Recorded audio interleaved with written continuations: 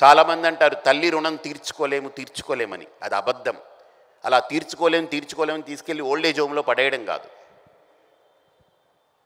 తీర్చుకోవాలి, మన బాధ్యత.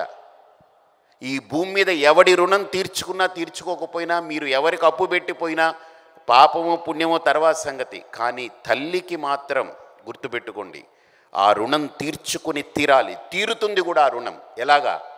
మనం ఆవిడ ఆఖరి ఘట్టంలో ఆవిడికి ఒక తల్లిగా మనం ఉండగలిగితే, అది మగవాడే కావచ్చు, ఆడమ్మాయే కావచ్చు, ఆ తల్లికి మనం ఒక తల్లిగా నిలబడగలిగితే, ఆ తండ్రికి మనం ఒక తల్లిగా నిలబడగలిగితే, నా అదృష్టం మా నాన్నకి మా అమ్మకి నేను ఒక తల్లిగా నిలబడగలిగాను.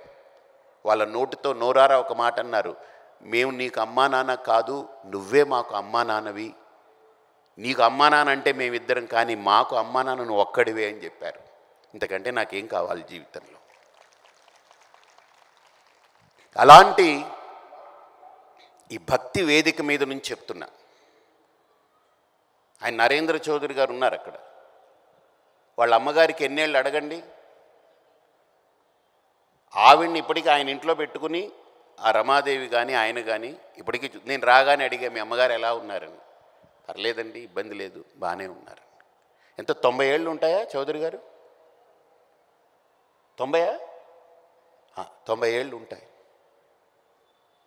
అంటే నేను ఎందుకు చెప్తానంటే, మనం తీర్చుకోవాలి ఆ రుణాన్ని. ఆ రుణం మనం తీర్చుకోకుండా ఈ భూమి నుంచి కదలొద్దు మీ కట్టె. అలాంటి తల్లితో అంత అనుబంధం ఉన్న ఆవిడ పిలిచి నాకు నోట్లో గంగతీర్థం పోయి అని చెప్పింది. గంగతీర్థం పోస్తున్నా, నా చెయ్యి పట్టుకుంది. సరిగ్గా ఉత్తరాయణం ప్రవేశించింది. ఆవిడ అలా చూస్తూ, కళ్ళు కనపడదు, ఏం చూసిందో ఏం కనపడిందో, చెయ్యి వదిలేసింది, ప్రాణం విడిచిపెట్టింది.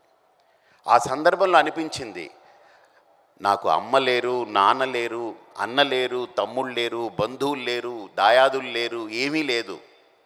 కానీ అన్నీ ఉన్నా ఒకరోజు ఏమీ లేని స్థితికి వస్తాం. ఆ సందర్భంలో భగవంతుడా, నువ్వు నన్ను విడిచిపెట్టకు.